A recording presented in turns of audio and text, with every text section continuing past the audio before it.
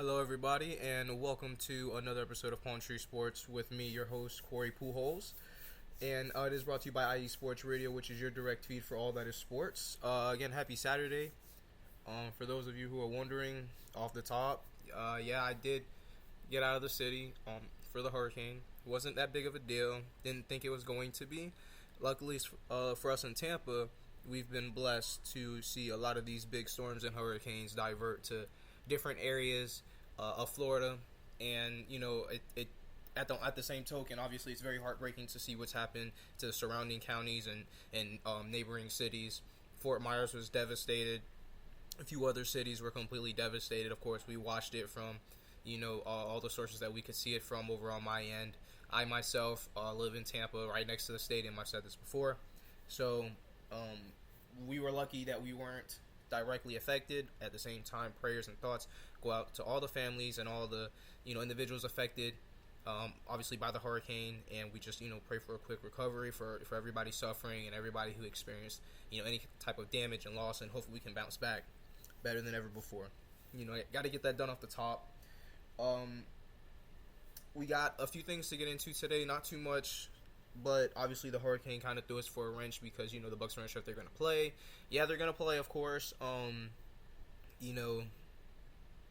not much you can do about Mother Nature. So, and that's where we'll start off with things with Tampa Bay. Obviously, we got the Chiefs coming up at 8:20 tomorrow.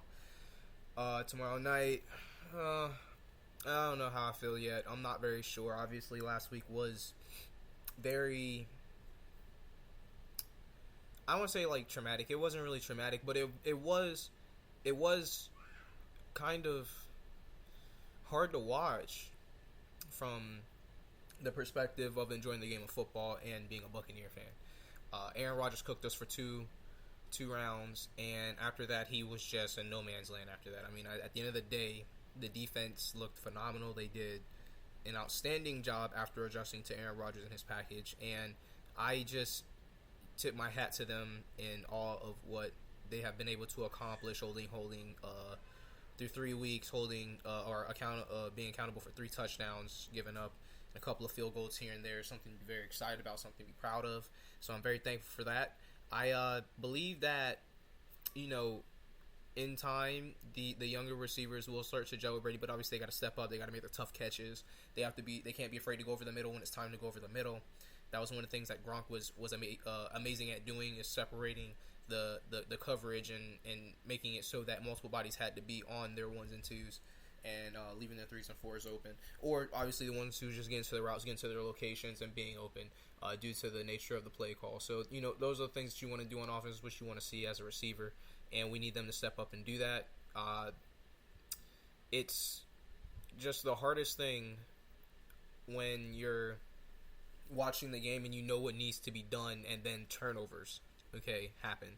And obviously that's another big deal from the difference between the younger guys and the older guys. The older guys tend not to make those mistakes, but I'm going to tell you what happened. Green Bay came and they said Tom Brady is hurt. He doesn't have 1, 2, or 3 on the receiving. And if I was Green Bay, this is exactly what I would do. They say, screw the receivers, we're going to sell out on Lenny. Shut down Lenny every play. All right, let's put it to you like this: Tom's best player, followed by Mike. You got Julio Jones, all right, and Chris Godwin, all of whom are hurt. So all of your best playmakers from a receiver standpoint are injured. What are you gonna do? Who do you have left? Lenny. And if I was Tampa Bay, I would have leaned more on Lenny. I would have basically just kind of forced the ball down their throat to help create more in the passing game on one-on-ones in space, so that my tight ends can try to do the work, because Cam was there, but it's hard to utilize him when you have a linebacker and a safety sitting on routes, and that was continuously what we saw there on offense, because they weren't afraid of the receivers. Like, it's what it comes down to. Anybody who's played football understands that concept. When you can see receivers are struggling and that you can see the plays in front of you, even though that Tom Brady is at quarterback, somebody still has to be disciplined in their route running. They have to make these tough catches in one-on-one coverages, and we did not do that. So that's what happened there with Tampa Bay. Again, the defense was phenomenal. Can't wait to see them, step it up again against Kansas City. We're going to see how we do. Kansas City didn't look great. They lost to the Colts. Matt Ryan was their quarterback, obviously a former quarterback for the Atlanta Falcons, so somebody that we saw a lot here in Tampa Bay.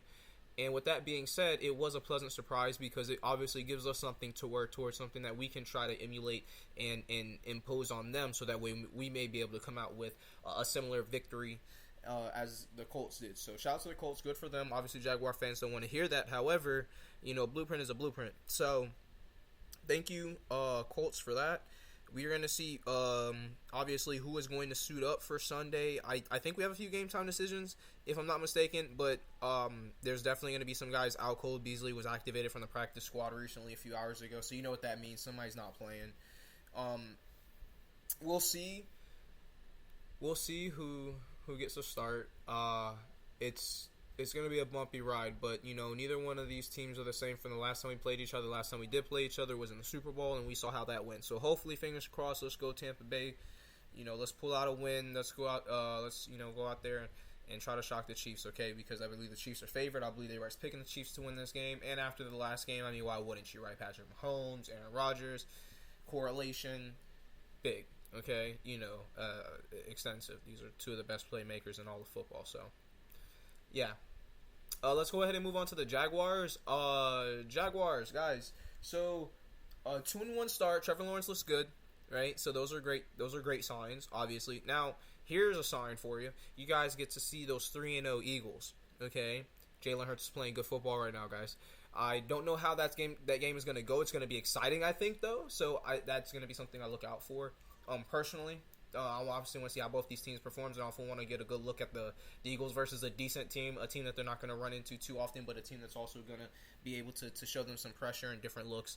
So, Jaguars, let's see if you guys can continue going. Eagles are going to, they're going to get after you guys. This is not going to be an easy game. So let's see what you guys can do. I'm excited about it. Trevor Lawrence looks great. I've said this before. Trevor Lawrence is a special kid, and he can do a lot of things with the football in his hands. So let's just see what happens next, and go Jaguars in that regard. I don't think that there were any major injuries or anything like that popped up, and I'm glad, obviously, for that to be the case, because obviously Jaguars is something that's always been a problem. But on the flip side of it, look at it this way, guys. You could potentially be 4-1 going into the end of the first quarter of the season, okay, or first third of the season, I should say. And that's going to be kind of a big deal, right? Because this is going to be the one of the hardest parts coming up is going to be that middle part of the season where, like, everything is the weather is completely changing. You know what I'm saying? Things are going to be not the same as they were at the beginning of the season, right? When you guys were used to the good weather, the heat. And it's going to be like that for everybody, right? Because we've already seen those changes start to impact other cities around the nation. And, the Jaguars are definitely a surprise team this year, and I think they could potentially continue to do things. Like I said, it just depends on, how Trevor Lawrence plays. It's always going to be key is the first thing, right? Because no matter what system you're in as a quarterback, you have other guys around you. You're going to have other playmakers. You got to make it happen, right? So that's the beautiful part about having Trevor at QB is that he's been able to prove that he can do that. So, very, very impressed with what we've seen from the Jaguars up to this point, and just can't wait to see where you guys go from here. Obviously, I hope you guys beat the Eagles. Eagles are an NFC division opponent, or not division opponent, but conference opponent for the Tampa Bay Buccaneers. So obviously, we'll be paying close attention to what you guys do with them, and hopefully you guys come out on top with a dub. After that, you got the Houston Texans, okay? And the Houston Texans aren't particularly the best team in the AFC, to say the least. So obviously, that's a game I think you guys can win, and win handily. So I can't wait to see what happens next. That's really just how I feel. Every week is going to be a building block for this team. Confidence-wise for these young coaches, and also for Trevor Lawrence himself, who is, got all these stars around him. You got his boy Trevor Etienne back there, so obviously that's also going to be very helpful. And I think he has it all now, so, we'll see what happens. And again, with the Colts beating up on Kansas City shows that the AFC is the wild, wild west right now. Okay, and so that means that the Jaguars have just as much a chance as anybody else. I wouldn't disrespect them by saying that you guys have a puncher's chance. I think you have just as much chance as anybody else to run tables. You make the playoffs, anything can happen from there. And we already know that. We've seen it happen before. We've seen the Jaguars do that multiple times. Okay, so that's it for the Jaguars. Now let's get on to the Miami Dolphins. Obviously, the Dolphins had a very scary situation. It's going to be the bulk of what I have to talk about here, because I think everybody knows the underlining sequence here is that obviously Tua was not ready to go, and yet he was cleared to go, okay, by who the world may never know. But let me tell you this much. Tua was hurt, all right, on Sunday, okay? He was not in the best of shape at all. And when you and couple that with now the injury that he suffered there on was Thursday Night Football, right? Okay, against the Bengals. Okay, so he was already hurt. Right, he was already hurt playing against the Bills. Okay, let me make that perfectly clear for obviously Miami fans. You guys know this or y'all watching the game, but for those who don't, he was already hurt. So there's a very big issue here about player safety, okay? Because it was clear, like I saw, he was stumbling, okay? After he completed the pass, I think it was a pass he had in it, and he was stumbling, and his teammates noticed it, and I don't think anything was done, okay? And nothing effectively, I should say, given the situation. So it's your QB1, all right? And this guy's a gifted guy. I've said this before. I watched a kid in Alabama as a freshman win a national championship, okay? After coming off the bench for a guy who's starting in the league that's 3-0, okay? You can't tell me that the guy's not special. So you gotta protect your resources, man. You gotta take care of your stuff. Like, and I don't mean your stuff. I don't mean to make players sound so like material. But when you are an owner, when you're a head coach, when you guys are getting paid the money that you guys are getting paid to make plays, win games, and win Super Bowls, and this is how you treat your QB1, guys. I'm sorry, that's not good. That's extremely unhelpful for the collective, and for anybody who is a Dolphins fan. I'm sure you guys feel the same way. Then you go into the eventual AFC champions, Bengals, and you play these guys. Well, just as shot as anybody else to go ahead and beat JB in those kitty cats. But you know what happens then? Tua gets hurt. Bengals go on to win 27-16 or 15. My bad. I can't say this enough. There's a red line, on the ground, if you will. And that red line is the line you don't want to cross as a team. And, maybe the Dolphins crossed it. Not taking care of the QB and letting him play. And we all saw the tape. We all saw what happened to the young man, how his fingers were. And, and it wasn't pretty. It was nothing pretty at all. So my whole thing with the Dolphins right now is hopefully management, ownership can get involved properly and see what needs to be done with poor Tua, because that guy is hurting right now. Okay, I don't care what nobody says. The head is a sensitive thing. I myself have suffered a concussion playing the game of football. And let me tell you something. When I came to, I wasn't me. I had no idea what was going on. I was repeating random phrases, and I think at one point I was talking to my mom and I repeated the same thing 2 or 3 times, and that's what alerted her to realize, like, maybe I'm not doing too well, and thankfully mom was a registered nurse and all that good stuff, so she knew what to do. But this is the game of football, okay? You should be having a good time. You shouldn't be worried about, oh my gosh, if I get hit again, that could be my behind, that could be my career, to say the least, okay? And I would venture to say that any quarterback will feel this way. We see Tom go into Psycho Tom mode, and he's like, and he says the right things too. And you'd be looking at his offensive line, be like, protect me, and that's the right thing to say. Okay, we gotta have discipline. All right, we gotta have a good game plan, and most importantly, we gotta look out for each other. Right, you gotta trust the guy next to you. And any coach in any sport will always tell you that you don't play for yourself; you play for the guy standing next to you, because it's the collective. It's you guys as a team. All right. For those who think that Jordan is the GOAT, let me remind you guys something. Jordan didn't win a fucking thing, okay, until Scottie Pippen got there, all right? He was a tremendous ball player. Went deep into the playoffs a couple of times, all right? But you know what happened? He ran to the Celtics, and he ran to Detroit. Yeah.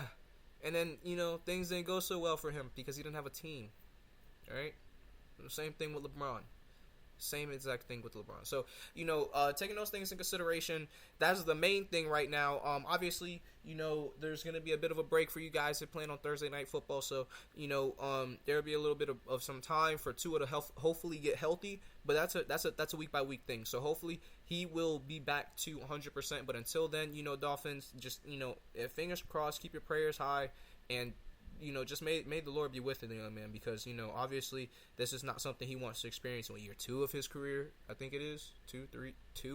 I can't remember. I'm sorry, guys. But the bottom line is, take care of Tua. Period. Doesn't matter. All right, now let's go ahead and take a short break. When I get back, we'll go ahead and talk some Lightning, some Rays, some college football, and we'll go from there. All right, guys. Thank you again for hanging out on Palm Street Sports, brought to you by IU Sports Radio, your direct feed for all that is sports. All right. Lopan, they didn't even want you. Heck, they didn't even want me. But you know what? Right about now, they have no choice. Looking for the real sports talk? Talk that's for us, the people? Look no further. The Wait a Minute Show, a prime time sports comedy cocktail that tucks you in at night. Join me and Lopan Wednesdays at 9 p.m. Eastern Standard Time on the 2livestewsradio.com and Saturday 8 p.m. Eastern Standard Time on the waitaminuteshow.com. Sounds like a plan to me. Ain't that right, Lopan? Indeed.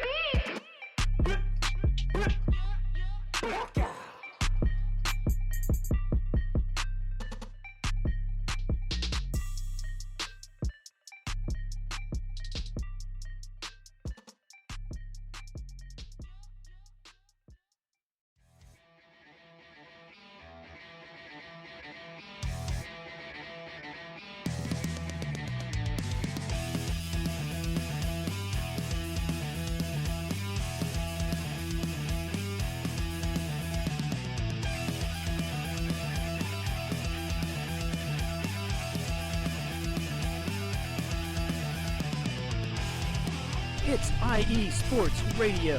It is your direct feed for all that is sports. It is Philly Sports Talk with Cash and Chris every Tuesday night right here on IE Sports Radio, your direct feed for all that is sports. Philly Sports Talk with Cash and Chris is the most comprehensive view on Philadelphia sports exclusively right here on IE Sports Radio. You know what it is, your direct feed for all that is sports. Tuesday night, IE Sports Radio, Philly Sports Talk with Cash and Chris.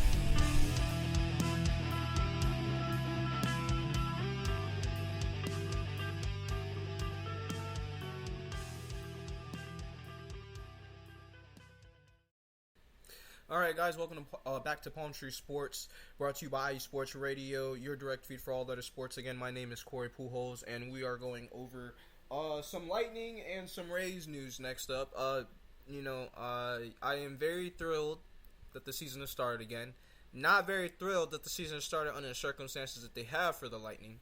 Obviously, it's preseason's early, and a lot of young guys are getting some play time. We're trying to figure out exactly how this whole thing is going to mesh and how it's going to put together, And as part of the process, every sport has their preseason. They have off-season workouts and training camps and things like that they attend to stay in shape, and even their own, material that they may use to go back and forth and train those muscles. Muscle memory, of course, is key for any sport. So this is part of it, no different in the game of hockey. And, with this team, obviously, a gifted team, always has been, always will be, in my opinion, one of the better teams in the league over the last decade, over the last 2 decades, if you ask me.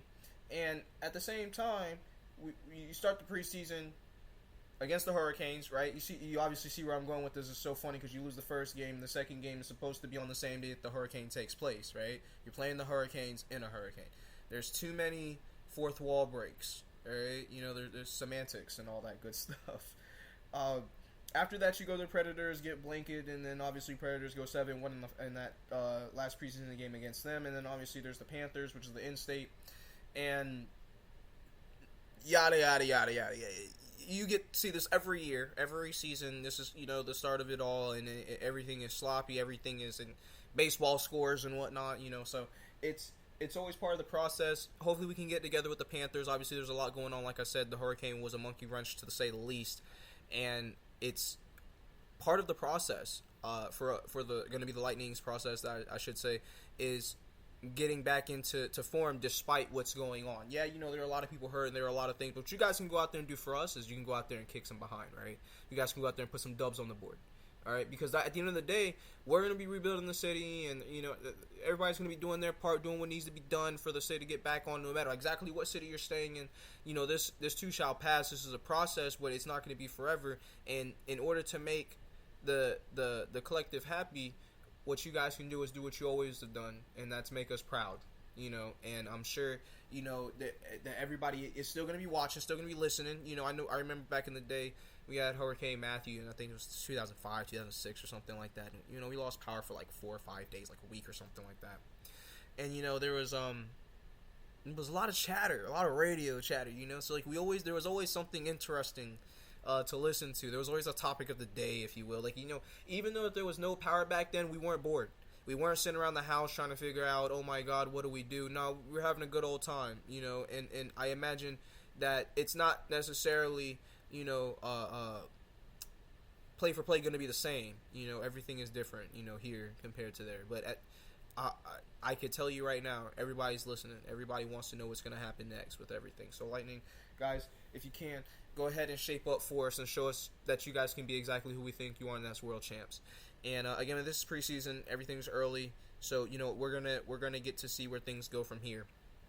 Let's go ahead and move on to the Rays now. Obviously, the Rays were staring at preseason baseball in the face, and then started playing some really confusing baseball. A win here, a loss there, another win.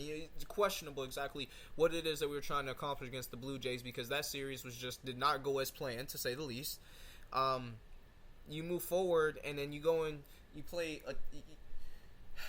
We talked about this before, that it was going to be one of the hardest, right, final schedules for any of the other teams that were playing baseball. Like, we knew that much already. But you go in, all right, guys, and you play against the Blue Jays, and then you go. Let's recap it, right? So you go 2-3, lose a run-one ball game. Everybody knows how I feel about run-one ball games, right? Got to win those. Great teams win run ball games. Period. The end. Then you go and you beat the Blue Jays again, or you lose to the Blue Jays. Then you beat them, all right? Then you lose to the Blue Jays 7-2. Nobody showed up there, clearly. Then the Blue Jays go ahead 5-1 again. Nobody showed up. Then the Rays 11-0. It was the final game of the series, but at least you guys put out a monumental statement win there. All right? And then you go on to see the Rangers, and the team that's historically done well against us is the team that we did pretty well against, I should say. We lost the run-one ball game. Again, gotta win run-one ball games, okay? Then we go ahead and pull out 2 dubs, scoring 5 runs in each of those, which shows that the offense was showing some peak, maybe show a little bit more. And we go see the Astros. Astros did exactly what we didn't want them to do, which was go blanket over us, all right? They beat us 3 straight times. That inevitably set the Blue Jays up for a big comeback, to be able to strike while the iron is hot, if you will, and that's exactly what they did. So with that being said, the Blue Jays came in and they beat us the last 2 games. They obviously, we beat them the first 2 games, but it's not where you start, it's where you finish, right, guys? So losing those last 2 games was obviously a bit of an issue there. And then you go play the Guardians, and you get a dub, and you take an L, you take another L, and now we're back to the Astros, which picked up the dub yesterday. And we have a game later tonight in about an hour, give or take, against the Astros. So let's go ahead and let's get payback on that 3-game series that we lost to the Astros. Okay, it's just ugly. No, zero offense, just being manhandled. All right, by a team that lives a couple hundred miles that way. Probably not even a couple hundred miles, right? Houston, Tampa. Just somebody look that up for me, right? The bottom line is, guys, we got to get that. We shouldn't be dropping. I'm over here complaining about the Blue Jays, and we dropped 3 straight games against Houston. I don't care. We got to win those. We got to win something at least. You don't go in there and you just drop 3 straight. So let's go ahead and let's get 3 straight on them. How about that? Let's go ahead and get that payback going on. And let's start looking into this preseason, hopefully with some attitude. All right, and we clinched the win, right, against clinched the playoffs against Houston. So that's a blessing, right? But that's not good enough, right? Because the Rays, playoff baseball. What are they gonna do? That's what everybody wants to know. It's the same thing come on here every week, all right? We love this team, okay? But the bottom line is, you can't drop 3 against the Astros, period. Can't, all right? So let's go back and get those 3. Let's roll into the playoffs with some momentum, right? With some attitude, with some selfishness, if you will, to be, it's not about them. It's about us, okay? Nobody else. Boom. John Gruden said that in 2002. What happened? We won a Super Bowl, okay? You got to have that attitude, especially in a game of baseball where you got to rely on the next person. Everybody's got to be in sequence, all right? Everybody's got to be in sync, all right? And in order for this to go deep, obviously, we're going to need our big ball guys to play some serious baseball. Rosarina, obviously, and the rest of the boys are going to have to step up and really, really hone in every game, every series once this playoff series starts, okay? So hopefully we can go ahead and get it done. If we can't, hey, next year, yada, yada, same cliche things that you hear people say all the time. But bottom line being that we definitely want to do more than just make the playoffs. Again, I say this every week. Do more than make the playoffs. We want to win a World Series. Okay, guys? So next up, we're gonna get into some college football. College is a bit of a mess, to say the least. So let's go ahead and take another break, and when I bounce back, guys, we'll go ahead and get into this college football today, because obviously we got the Gators playing tomorrow. The Noles were down when I saw the score. There's a lot to unhatch right here, so I'll be right back to you again. Once again, my name is Corey Pujols, your host for Palm Tree Sports, was brought to you by IE Sports Radio, your direct feed for all that is sports. Hang tight, we'll be right back to you guys right now.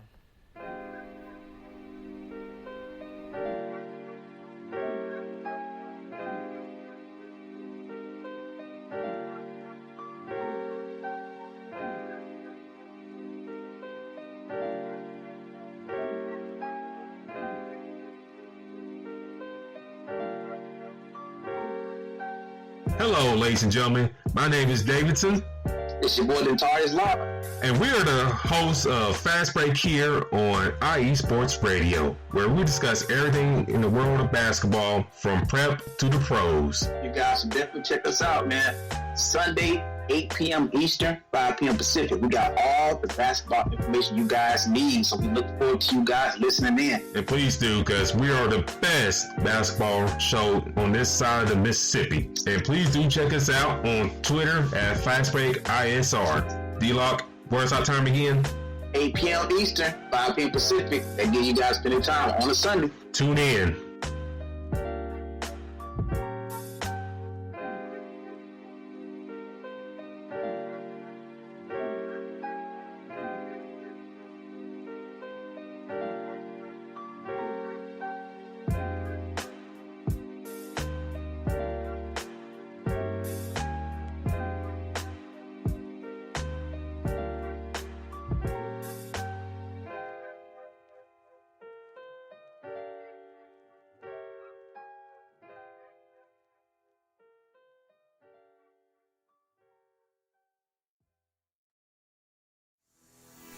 Sports fans, do you like teams that are tough, cities that are tougher, and fan bases that are passionate about their teams?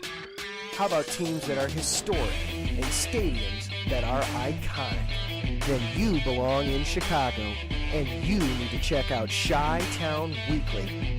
Join me, Adam Kernan, every week as we keep up with all things Chicago sports. Bears, Bulls, Blackhawks, Cubs, White Sox. We'll cover them all, plus more. The Windy City is always buzzing, and we'll keep you up on all the big games and major stories. So tune in to Chi-Town Weekly every week right here on IE Sports Radio, your direct feed for all that is sports.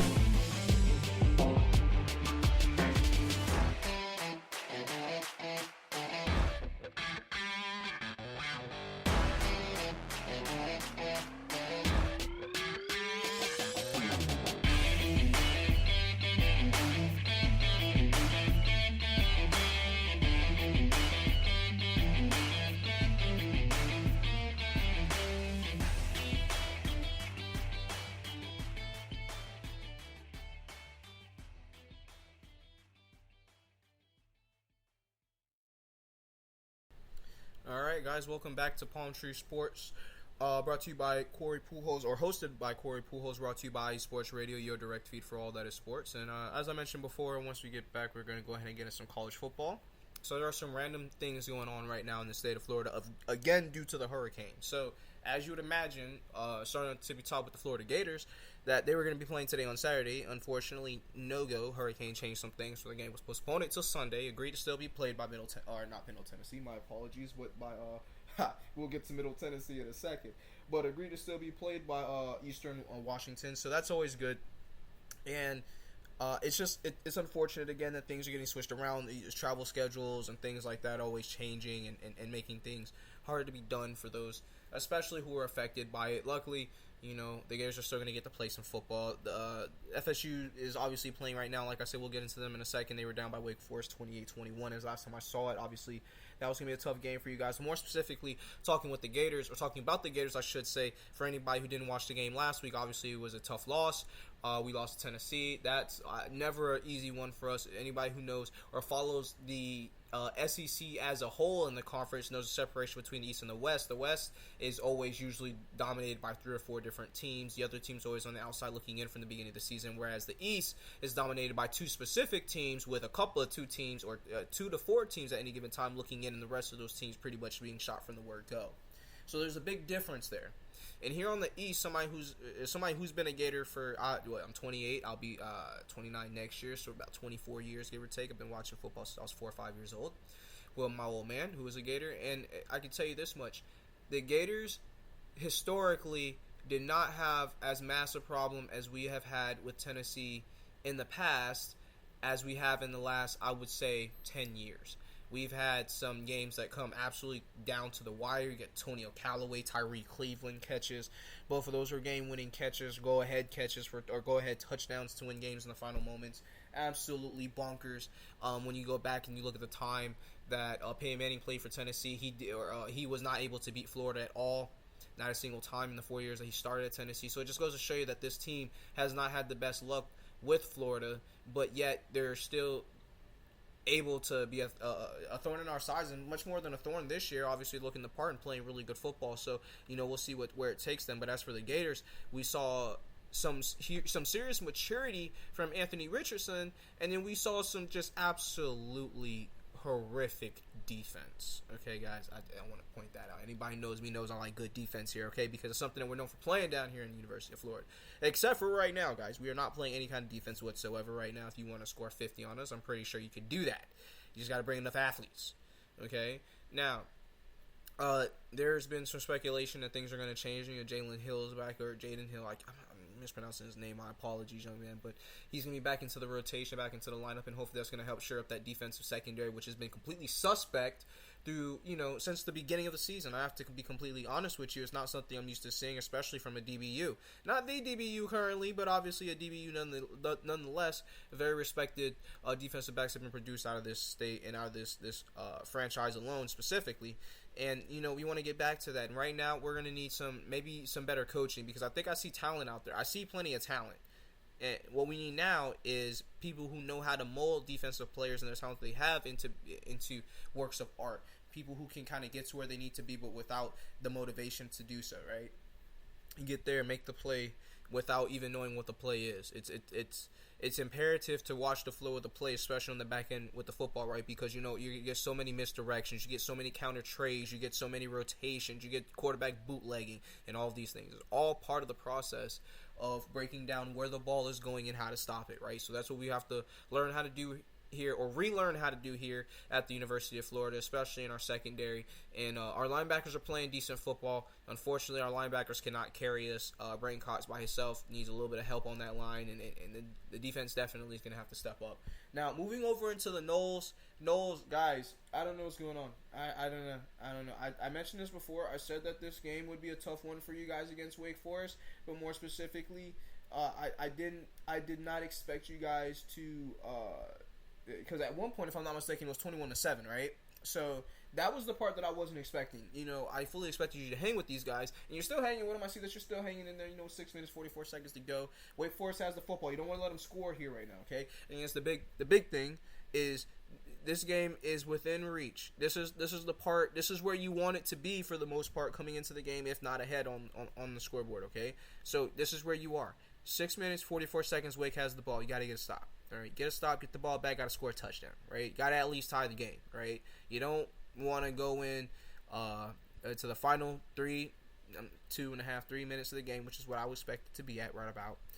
And you don't want to go in there with no timeouts, defense tired, and all that good stuff. You guys need to put a nice long drive together, score some points, and defense, you just got to come up with a hold and get the offense back to your football, and hopefully they can run out the clock and score at the same time. That's how you got to do it, guys. Wake Forest is a good team. This is what you expected. They're 22, you're 23. So, good luck to you guys. Obviously, we'll be watching it. I'll be keeping tabs on it myself to see what happens next because, obviously, it coming down to the wire. And I would say that, again, like I said, this is where you either want it to be, if not ahead on the scorecards right here with a shot to win it late. And you guys just got to take care of business. We'll see what happens.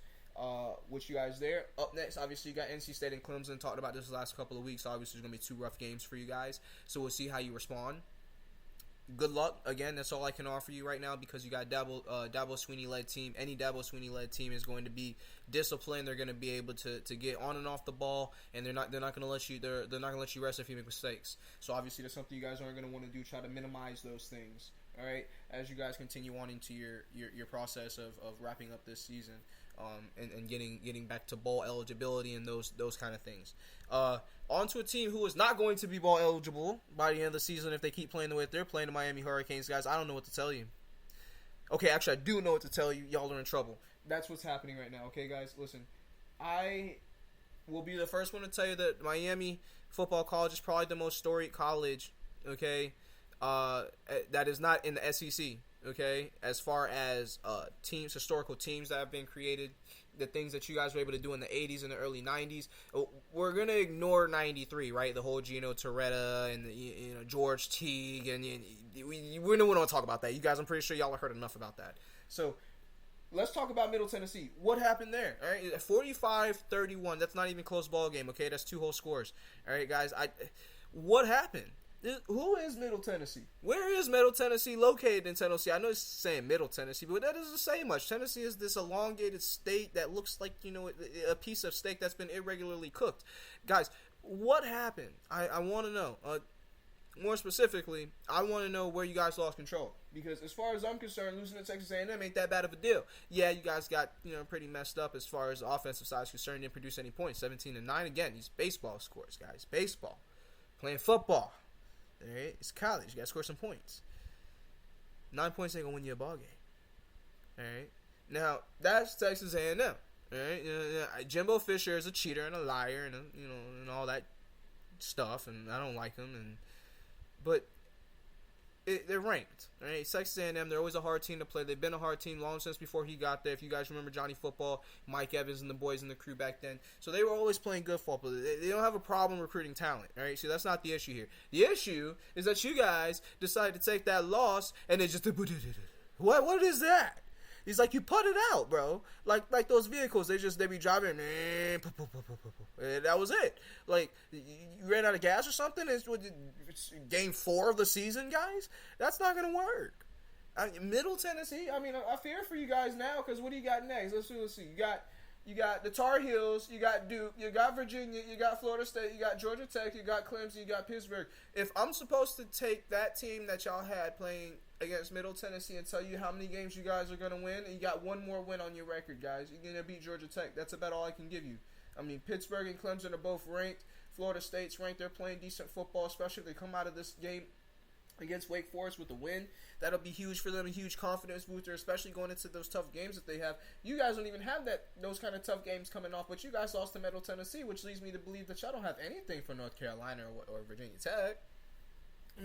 Virginia Tech ain't specifically playing great football either, but it's not like you guys have the best record of beating them either, especially when they have a decent quarterback, So with that being said, it's like I don't know what to expect from Miami. I hope the Hurricanes can get it together, obviously.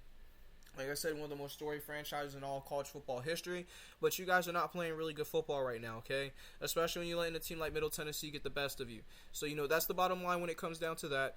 I love the game of football, so that's where the critique comes from. Obviously, I believe Tennessee can make it up and they can figure out who they need to be and who they identify as far as, running the football, passing the football, defense, what kind of defense they want to play, they want to blitz, they want to, how they're going to get to the quarterback, they playing, coverage. You have great safeties, great defensive backs that you can rely on. Guys, this is really time for self-reflection, try to figure out what exactly you guys need to do to get back on a successful track again, because I'm telling you right now, and it's going to sound like, it should sound like a dead horse. Middle Tennessee, guys. Middle Tennessee. Middle Tennessee. Alright, guys, Middle Tennessee. You got to win that game. That's supposed to be a confidence booster right there or something like that. That's one of those games. They y'all paid $1 million and lost to them, huh? So they got the money and the W. I'm just saying. Alright, guys. That's going to wrap it up here on Palm Tree Sports with me, Corey Pujols, your host. And again, I just want to say thank you guys for listening on us. Obviously, the Hurricane did a number on us, but obviously, see, the Florida teams are still getting back to it. They're still going to get out and they're going to play their games. They're going to, put their best foot forward. And hopefully, all the teams can come out with W's, of course, after a travesty like this, or at least the natural catastrophe that it was. We would definitely love to see some victories over the weekend, as everybody's recovering in different areas that they may be recovering in, especially in South and Middle Florida, where the hurricane did the most damage. So again, thank you for joining me, Corey Pujols, your host for Palm Tree Sports, and which is brought to you by IE Sports Radio, your direct feed for all their sports. To see you again here next week, same time, same place. If you guys want to contact me at Twitter at Corey Pujols, and I'm there. I'm talking sports all the time. I'm always sharing different things, what's going on in the league. So thank you guys again for listening to me, and I hope you have a blessed weekend. Enjoy Sunday. Enjoy the NFL football games and the rest of the college football that we have for tonight. And peace, everybody.